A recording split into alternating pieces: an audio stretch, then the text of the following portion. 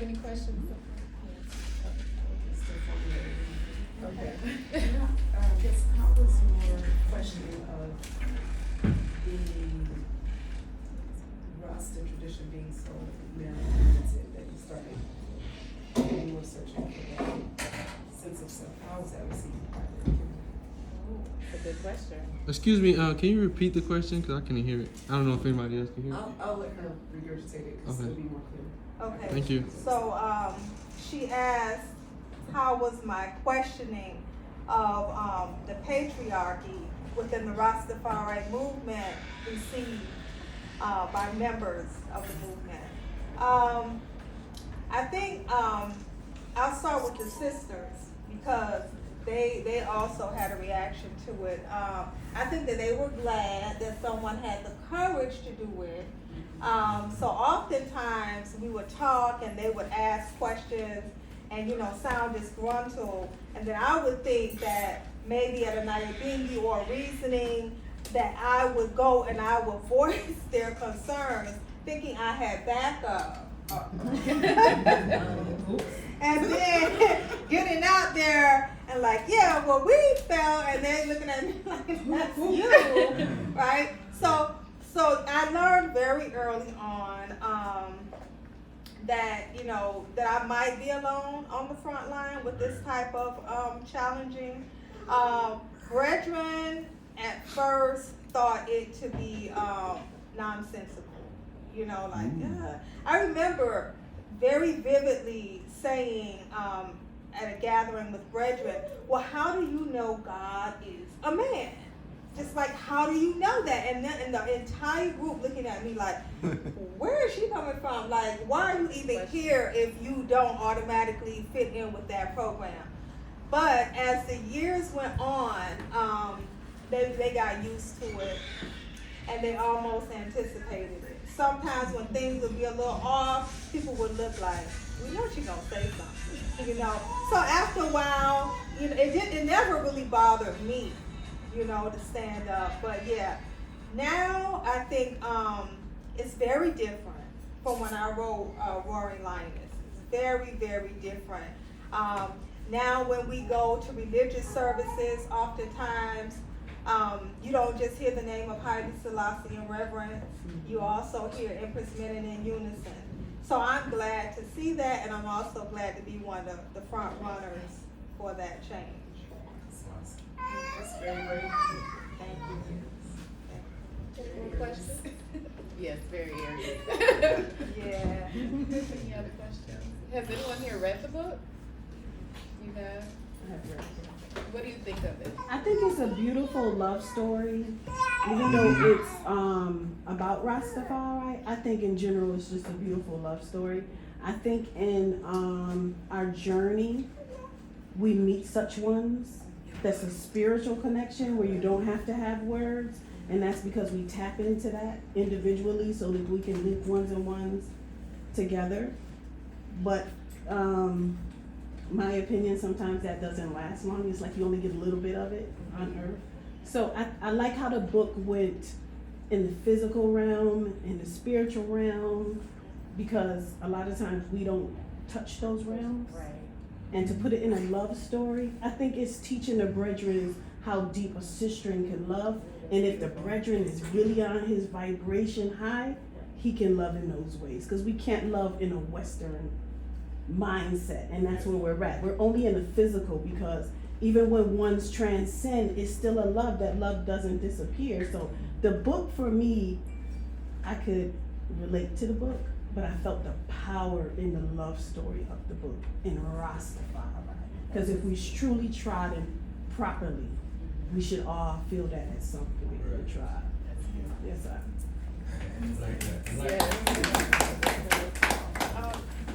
To add to what she was saying about the spirituality, growing up in Rastafari, that is not something that is as widely accepted to be spiritual and tapped into that chakra and that inner chakra and be able to express that freely.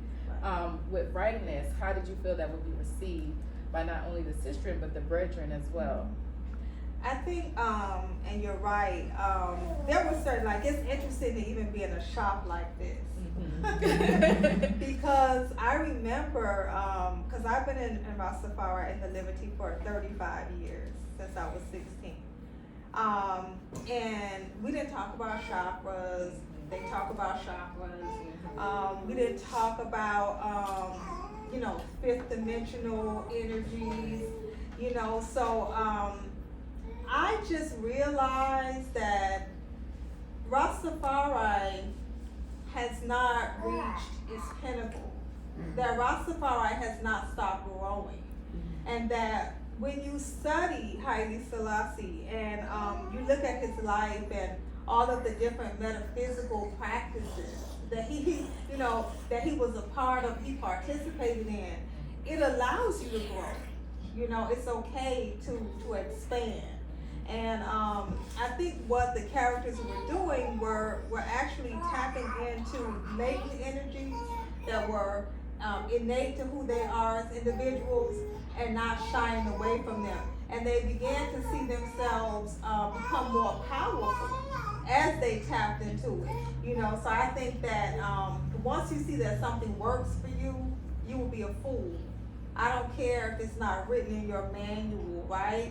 Not to hold on to it, you know? And so I think that, like, I don't know how many people are familiar with Ross Ben, right? Ross Ben, who wrote The Rock of Ages, was talking about crystals over 2 decades ago. You know, when Rastafari wasn't into it, you know, and I remember him actually coming to my center, to the Haile Selassie First Learning Center, us inviting him. And we were just like, okay, this is a little strange. And now everybody's walking around with something, you know, either tucked or obvious, you know, wearing these different stones and stuff. So I think that, and then there's a younger generation of Rastafari. You know, I'm what you would call a young elder, you know, 35 years in the Liberty, but those who are coming after me, right, they have a different viewpoint. You know, and we have to understand what they're vibing, you know, in order to keep that continuum. That connection. You know? Yeah. Okay. Any other questions from the audience before I continue? Okay. What was the main inspiration with writing this love story? You know, it's definitely different from what your usual writings are, and it's so beautiful for people to see this side of you. She's been a writer forever, y'all. I gotta brag a little bit, but she's always been super talented and had a beautiful imagination. So, what inspired you to bring one of your works onto paper and to actually give it to us on that In this new genre, yeah, right? this love story. This book here, Roaring Lionesses, was you know, just very research based. In that, you know, I have quote unquote informants, so you don't really hear my voice here. You do a little bit, but not. I wanted to hear the sisters. Blue Fyah was extremely philosophical. I created a leadership model in here. This book, I just wanted, you know, when I came into the Liberty as a member of the Nyabingi, you remember. You rarely, like Rastafari people, I don't think we have as many children as we had back in the day. Like, it was not unusual to see a woman with 7, 10 children, you know, big family. 12, right? So you knew some loving was happening. Right. But when you went to Nyabingi, oftentimes, you know, women were on one side, men were on the other side. So you didn't really see a lot of interaction. You didn't see examples of lovingness, you know. So I thought about that and I said, well, that's not necessarily our reality. So why not talk about what our reality could be, you know? And so I just wanted to show that beauty. You know, I just want to show, because in order for us as an African people to progress, we've got to be in harmony. We have to be in sync, right? If we continue to look at the way that Babylon wants us to look at ourselves as women and men, will continue to go down, right? So I wanted to kind of just revamp that you know, and I wanted to establish a communication because here I am coining this term, blue fire, which is the divine feminine within the Rastafari woman, and then juxtaposing that with the red fire of the Rastafari man. So what does that look like when that red and that blue come together? It creates a violet flame, right? So I even say that this is my first violet flame novel because it is, you know, a lot of people when they heard about me doing blue fire or coining this term, they just thought I was just this real, you know, I've been called a feminist, I've been called, you know, all kind of things that seem like I just supported women, right? And so I had to ride this wave for a moment, because if our voice wasn't heard, if our goddess wasn't represented, I can't just jump to the purple flame or the violet flame. We need our moment. You know, we need to be able to express ourselves. And so, but now I'm ready. I'm ready to say, okay, let's put this thing together. You know, let's work this thing on out. You know, and so that's pretty much, you know, yeah, what it was about. I heard you say the Rastafari woman is not monolithic. What part of her being is revealed the most recent in this most recent publication? Okay, yeah, I think her power as a priestess, her power as a prophetess, I think is most revealed. There is no priestess, there is no prophetess in Rastafari, traditionally, right? But we know in African traditions there sure are. You know, some of the first, if you look at Sheikh Anta Diop and you look at other, John Henry Clark, some of our great historians, they tell you the first divine being that was ever known was a woman. Because people saw what she did with 9 months of creation, right? And so this idea of the female character in here and her power that she has, the mysticism that she possesses, right, is what I wanted to show. I remember going to Nyabingi and, you know, feeling a surge, you know, feeling the spirit, so to speak, and not being able to really show that, right? But kind of like feeling stifled. And I felt like, well, this feels like church.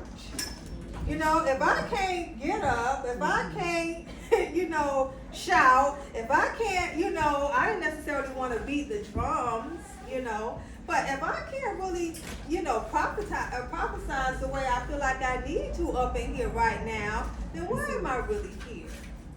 You know, because I'm stifling who I am. And so here you see her exuding and displaying those sides of herself that she might not necessarily be able to do in a traditional Rastafari setting. So what I'm really saying low key through this character is push, challenge.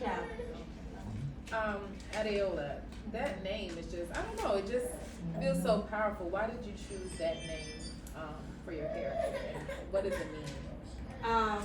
Well, I selected the name because, you know, as Rastafari, we're very cognizant of our crowns. You know, our locks, the way we wrap our heads. Oh, he wants his mom. That's how he's like, I don't care if you were putting nothing, anything right now. Yeah, so because of that, I decided that, whatever name, and also Rastafari, you know, as you know, Ethiopia pretty much is our focus, which is East Africa, right? But most of us, our descendants probably came from West Africa, right? So for the longest time, we kind of, you know, we have all of these names, you know, your name, Naima, Ethiopian name, you know, and all these things. So I wanted to again explore our reality, right? So Adeola means crown has honor, right?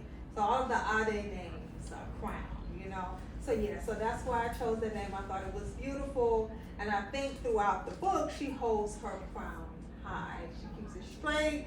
Michael's trying to, she's like, look, Michael, look. She's got to keep a crown on, and so yeah, that's what.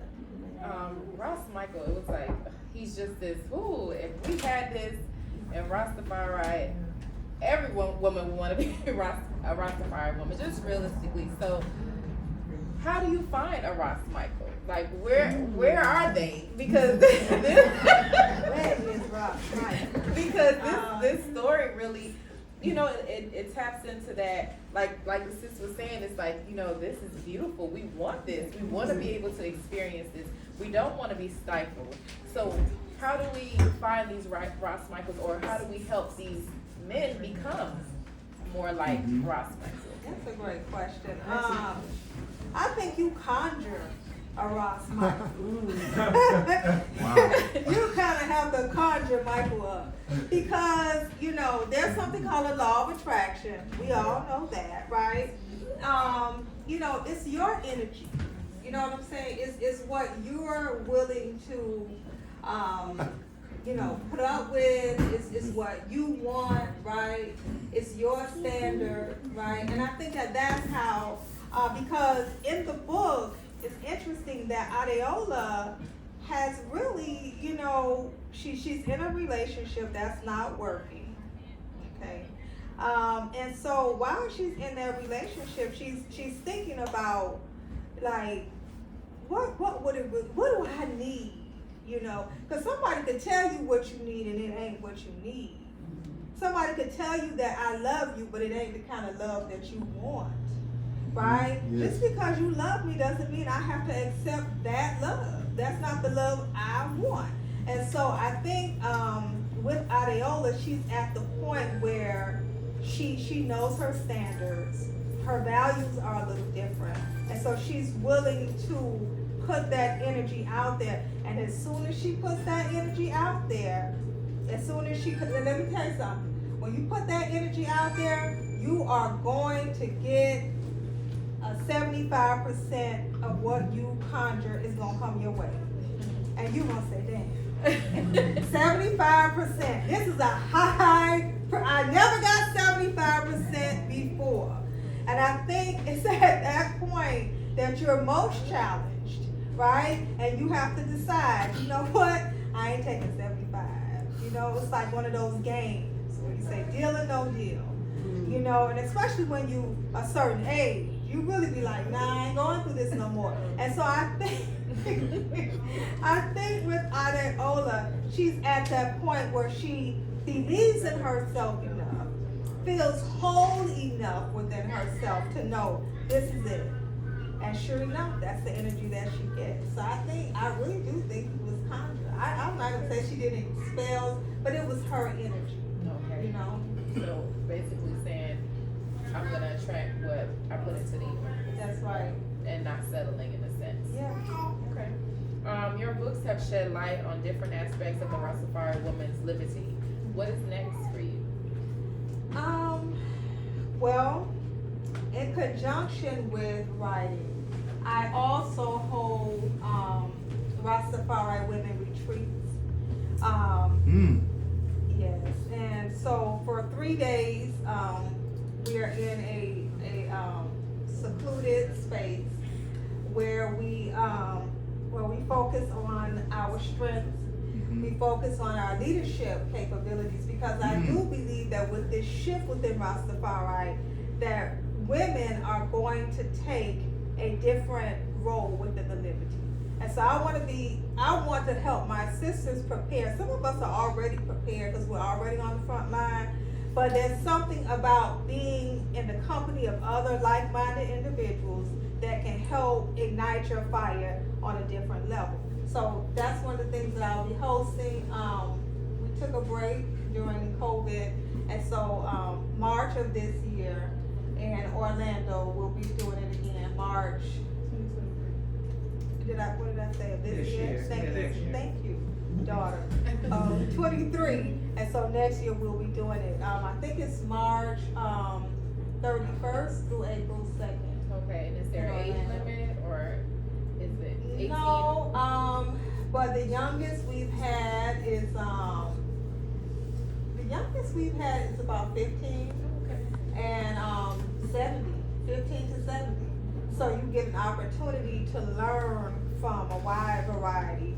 And I think the most we've had at one time was about 25, 27 sisters. We had on the campground. Yes, With the yes. cat. So that's the thing that's happening now. I'm also writing another book. This one is about meditation. So yeah, if you're trying to get conjure Michael, you might want to be in a certain frame of mind. And so I created a 21-day Empress Minute meditation for women. And so and with that, there are other things. There are the candles, the blue fight prayer candles, the spiritual baths, a lot of the stuff that the main character is actually using and participating in. Yeah. And can you tell us a little more about the Lalibela Institute in Miami? Right. Lalibela Institute is my workshop. Right. It's where I hold lectures. It's where I hold guided meditations. I'm kind of like this vibe and this energy here. So a lot of celebrations. We hold celebrations for Empress Minutes, Earthlight, Haile Selassie's Earthlight. So it's the place in Miami, and it's really the sister organization of the Haile Selassie First Learning Center, which I founded about 15 years ago. Yeah. So yeah. Okay, and do you offer any of your services online yet, especially the guided meditation? Yes. And your I do the guided meditations online via Zoom. I do, I have different workshops. I have different courses. So a lot of things in the books can be purchased online. So yeah. and where can they I was just gonna say, Right. Your contact information. LalabellaInstitute.org or LalabellaInstitute.com. We own both of them. Any other questions? Yeah. Yes, thanks. Thanks a million plus infinity. And I see where you're going, and I love it. I love the ascension energy in there. So what would you say for you is the bigger picture vision? Is it within, what is within Rastafari, or what you see? What is that crown for you? I love the crown too. I see us taking off. I see us ascending, like you just alluded to, because I think that when you've only been functioning with, like, just imagine one half of a body, you know what I'm saying, functioning, right? One kidney versus two.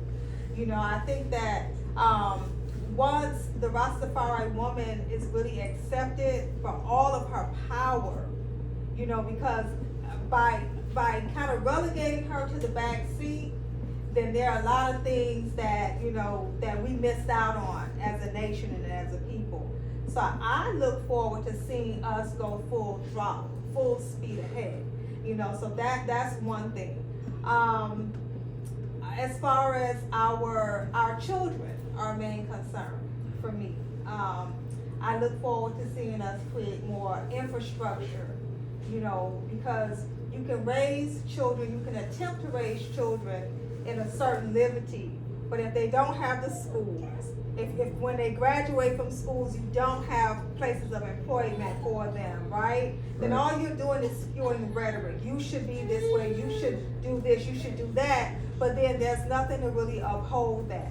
So I'm just hoping that with both sides of the brain working, left and right brain, male and female, that together we can become really that new race that Rastafari, has asked us to become. So power. Yes, and the word hoping, I would say you can shift it to intended. That's Because right. You're doing it. Thank you. Exactly. Good thing. Good thing. Well, thank you for your time.